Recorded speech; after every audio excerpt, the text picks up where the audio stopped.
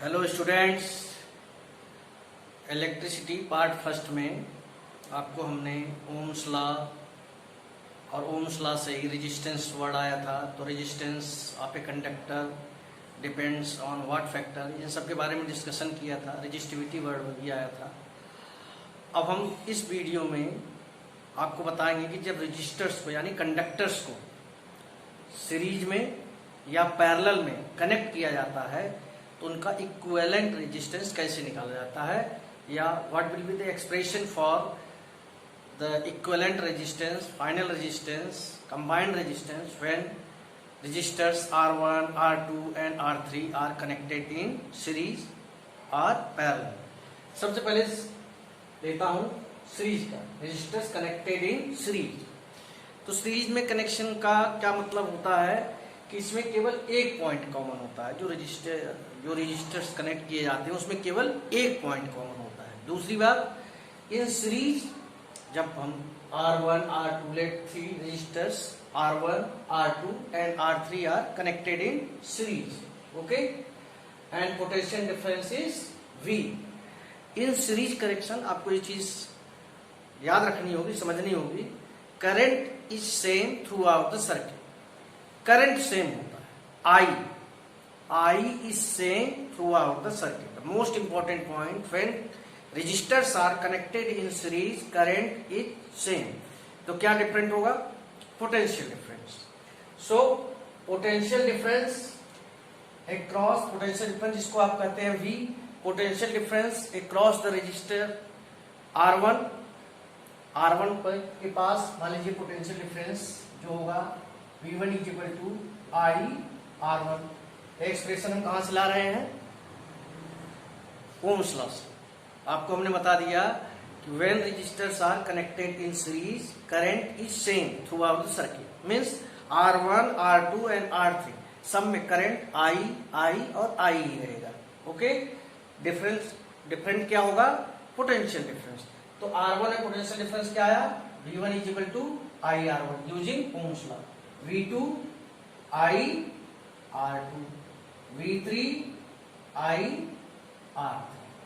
अब हम तीनों पोटेंशियल डिफरेंस को ऐड करते हैं, V1 plus V2 plus V3, इधर भी आ जाएगा I R1 plus I R2 plus I R3।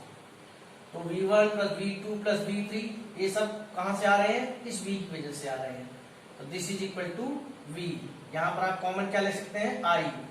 यहां क्या बचेगा? R1 plus R2 plus R3। तो V इज इक्वल टू क्या आ जाएगा?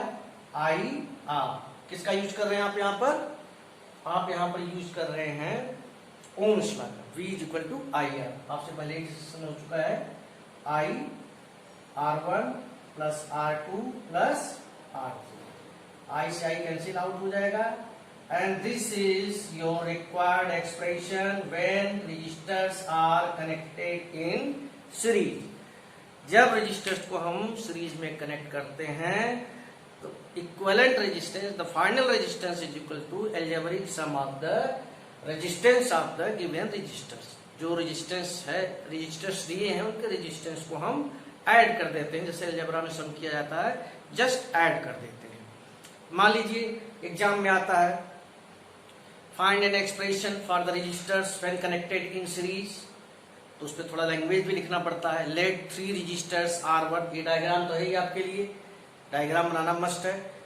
Late 3 registers R1, R2 and R3 are connected in series, potential difference is V and current I is same through R1, R2 and R3। ये most important. Then potential difference through R1, V1 is equal to I R1, V2 is equal to I R2, V3 is equal to I R3। और जैसे मैंने आपको बताया उसको आप add करेंगे और ऐड करके आपका एक्सप्रेशन आ गया। तो आपके पास मैसेज क्या गया? जब रेजिस्टर्स को हम सीरीज में कनेक्ट करते हैं तो उनका जो इक्विवेलेंट रेजिस्टेंस आता है that is equal to sum of the resistance of the registers. अब यही चीज आती है व्हेन कनेक्टेड इन पैरेलल। जब पैरेलल में आप कनेक्ट करते हो तब, जैसे मैंने कहा कि एक पॉइंट कॉमन होता है, यहाँ पर आप देखिए 2 पॉइंट कॉमन होते हैं। How many points? 2। लेकिन यहाँ पर इससे भी ज्यादा इंपॉर्टेंट चीज है, जैसे मैंने बताया करंट इज सेम। यहां पर current I is same through R1, R2 and R3। यहां पर V is same, potential same होता है when resistors are connected in parallel, V is same। तो जब V सेम है तो क्या डिफरेंट होगा? करंट। क्या डिफरेंस होगा? करंट। यहां पर भी लैंग्वेज यूज करेंगे। Let three registers R1, R2 and R3 are connected in parallel, potential is V which is same through R1, R2 and R3। तो डिफरेंट क्या है? Current. Current through R1, current through R1, current flowing through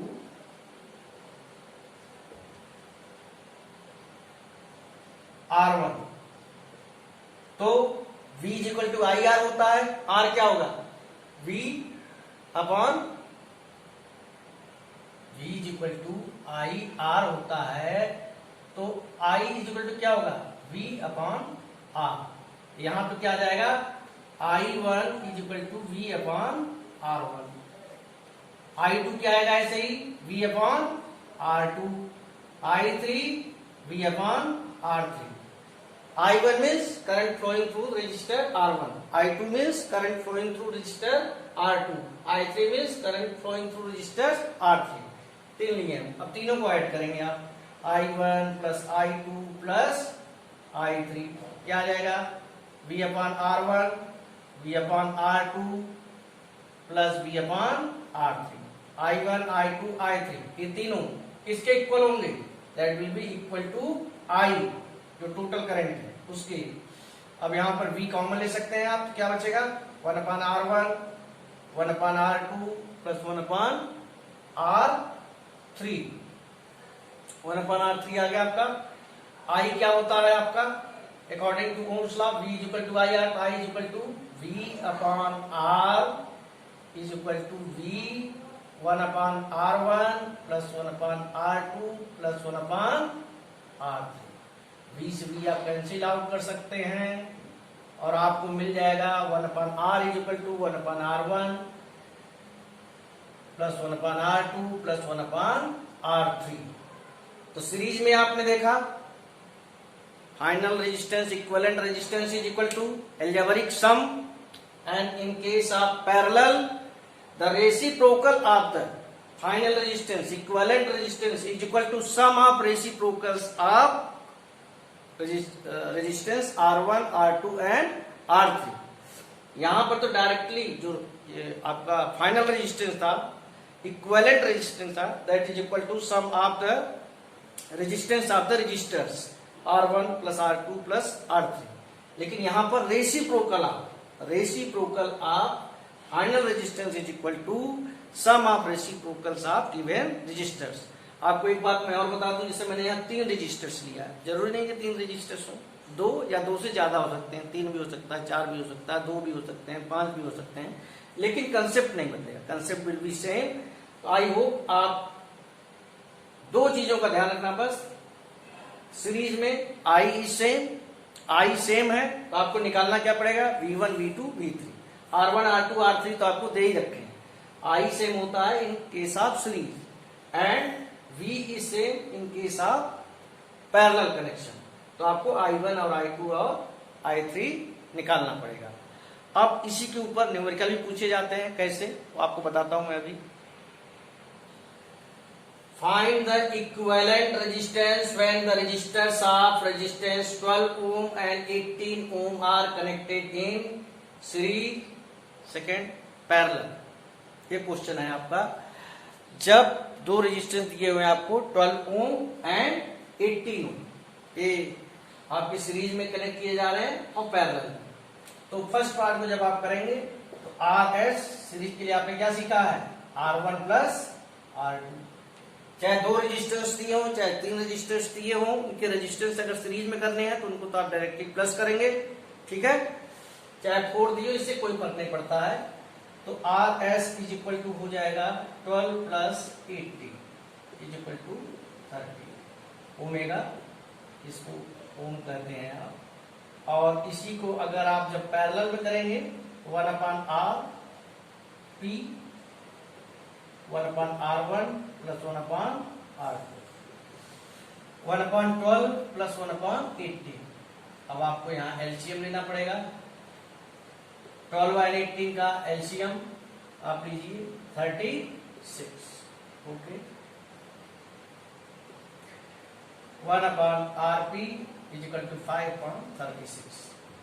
यहाँ पर आपसे गलती होती है, 1/rp की वैल्यू 5.36 आई है, इसी को आप आंसर लिख देते हो। No, this is the value of 1/rp। Cross multiply कीजिए, 5rp is equal to 36, rp is equal to 36/5 which is equal to 7.2। Divide आप तभी करना जब वो टर्मिनेटिंग। यहाँ मैंने देख लिया था डिनोमिनेटर में 5 है, टर्मिनेटिंग है, तो हमने डिवाइड कर दिया, नहीं तो उसे आप फ्रैक्शन में रख सकते हैं। ठीक है, 7 होल 1/5 करके। तो यहाँ पर आपको एक चीज देखनी होगी, जो आंसर हमने निकाले हैं जब पैरेलल में है तो 7.2 और सीरीज में जब आया है तो 30। इनकी खास बात होती है, एक एग्जाम्पल में और लूंगा तो मैं आपको बात बताऊंगा कि मान लो 3 रजिस्टर्स हैं, वो है 6, 9 एंड 12। इनको सीरीज में जोड़ा जाता है तो आंसर क्या आएगा देखिएगा। कुछ बात बताऊंगा मैं आपको, 27। ओके, ये सीरीज का है। जब मैं पैरेलल में निकालूंगा 1/6, 1/9, 1/12। एलसीएम क्या आएगा यहां पर आपका 36,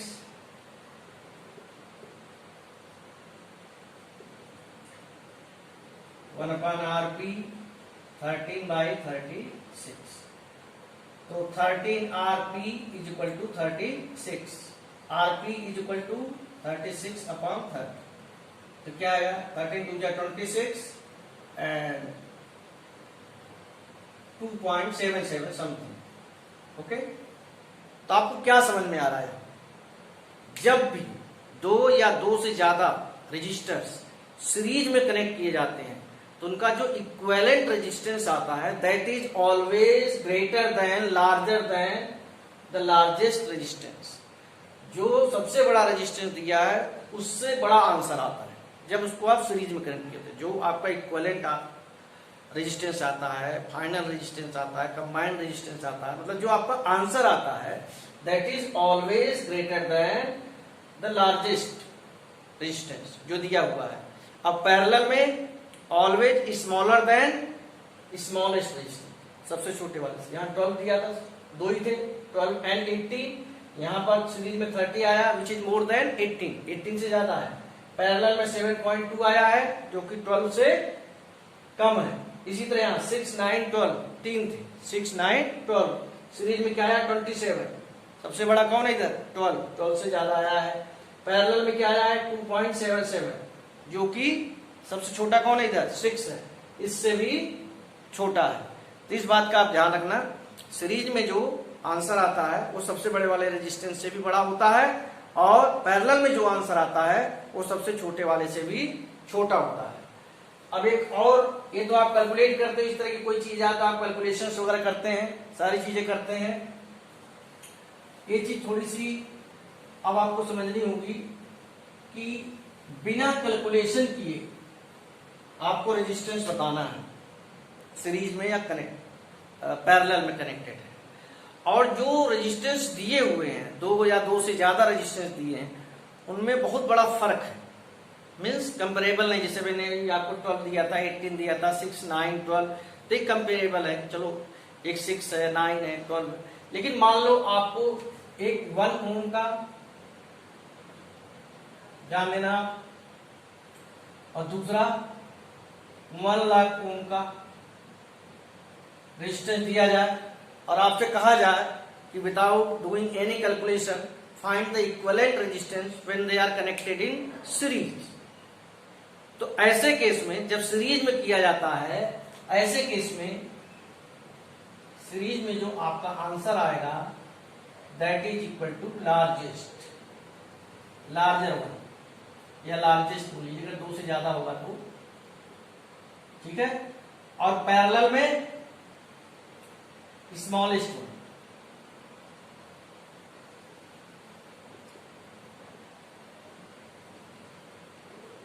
बिना कैलकुलेशन किए आप बता सकते हो। इसको आप अगर आप सीरीज में जोड़ो, चलिए सीरीज में लगाते हैं। 1 ओम एंड 1 लाख ओम, दोनों को सीरीज में करोगे तो क्या आएगा? 1 lakh 1 which is equal to 1 lakh. भाई 1 लाख 1 के 1 लाख 1 जो है that is approximately equal to, उसी के बराबर है, इसके इक्वल हो गया। अब पैरेलल वाली बात प्रूव करनी है आपके लिए। पैरेलल में देखते हैं, ये देखिए आप 1/R1 1/R2 प्रूव कर रहा हूं। वहां पर तो आप देख के बता देंगे, मैं आपको अपनी बात प्रूव करके दिखा रहा हूं। 1 लाख एलसीएम आ जाएगा +1 1 lakh 1/1 lakh. Okay, cross multiply कीजिए। 1 lakh 1 RP is equal to 1 lakh. RP upon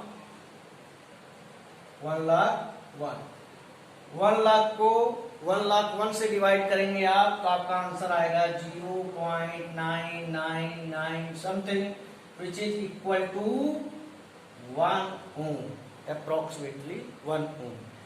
ये तो बहुत छोटा सा एग्जाम्पल था, इसको अपने आपने बड़ी इजीली कैचअप कर लिया।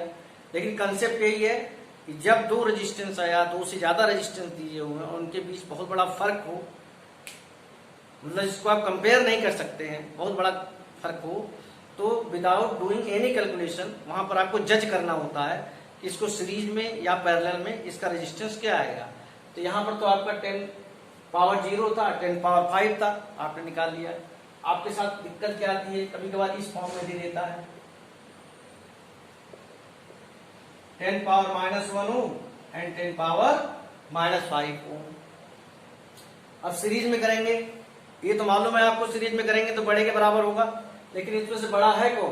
तो आपको मैं बता दूं, जब पावर के फॉर्म में दिया है तो जिसका माइनस में जितना छोटा पावर होगा वो उतना ही बड़ा होगा। 10 power -1 is greater than 10 power -5। 10 power -1 10 power -5 से बड़ा होता है।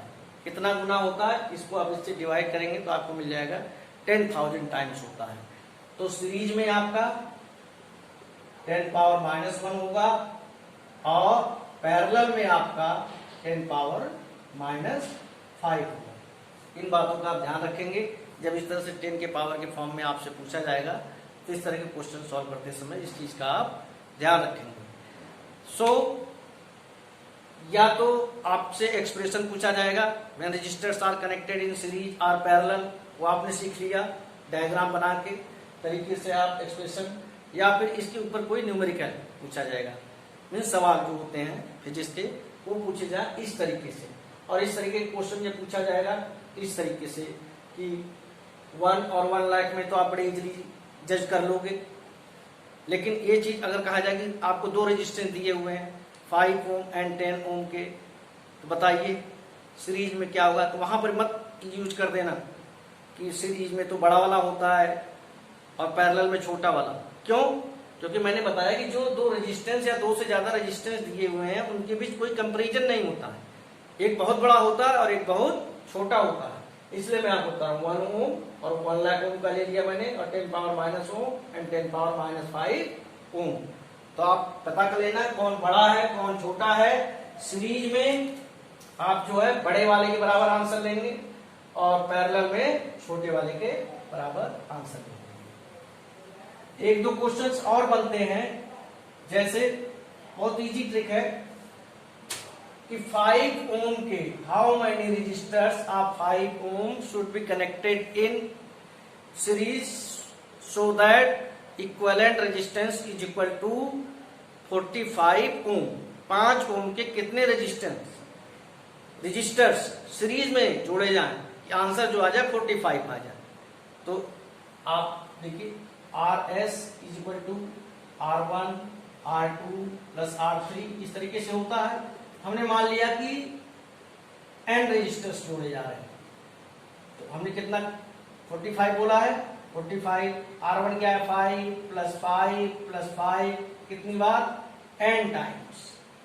तो 5 को आप 2 बार जोड़ेंगे 10, 5 2 जा 10, 5 बार प्लस करेंगे तो 5 5 जा 25, n बार प्लस करेंगे 5n 45, n क्या आ जाएगा 45/5, n इज इक्वल टू 9 आ गया। 9 रेजिस्टेंस, 5 ओम के 9 रेजिस्टेंस आप सीरीज में जोड़ेंगे तब आपका 45 आएगा। अब यही चीज पैरेलल के लिए पूछी जाती है, पैरेलल के लिए अक्सर पूछी जाती है। हाउ मेनी रजिस्टर्स आप, जैसे आपकी बुक में ही दिया हुआ है, हाउ मेनी रजिस्टर्स आप 176 ohm should be connected in parallel so that equivalent resistance is equal to 44 ohm। 176 ohm के कितने रजिस्टर्स पैरेलल में जोड़े जाएं जिससे कि जो आंसर आए, जो इक्विवेलेंट रेजिस्टेंस आए, दैट इज 44 ohm। यहां पर भी आप वही फार्मूला लगाएंगे 1/Rp is equal to 1/R1, जो कि पैरेलल में जोड़े जा रहे हैं। और कितने टाइम्स तक, n टाइम्स। 1/44, 1/76, n times. तो आपको कंसेप्ट वही लगेगा, क्या चीज, यहां पर जैसे 5 को n बार क्या था, 5n आया था, तो 1/176 को how many times, n times. तो क्या आ जाएगा 1/76 इंटू n। तो 1/44 is equal to n/176, 44n is equal to 176, n is equal to 176/44। 11 से आप डिवाइड कर लीजिए। 4 रजिस्टर्स, 4 रजिस्टर्स अगर आप पैरेलल में जोड़ेंगे 176 ओम को, तो आपको इक्विवेलेंट रेजिस्टेंस जो मिलेगा 44 ओम। सो आई होप आप इस वीडियो से expression for equivalent resistance when registers are connected in series and parallel derive कर पाएंगे। इसके ऊपर क्वेश्चन भी बता सकते हैं आप, न्यूमेरिकल जो पूछे जाते हैं। और जब आपको रेजिस्टेंस जिनके बीच कोई कंपैरिजन नहीं है, बहुत उनकी मैग्नीट्यूड में फर्क है, तो आप जज करके बता सकते हैं कि अगर इनको सीरीज में जोड़ा जाए या पैरेलल में जोड़ा जाए तो कैसे इनका इक्विवेलेंट रेजिस्टेंस क्या होगा, इसकी समझ आपको आ गई होगी। और एक क्वेश्चन इस टॉपिक से आपसे जरूर पूछा जाएगा। Thank you.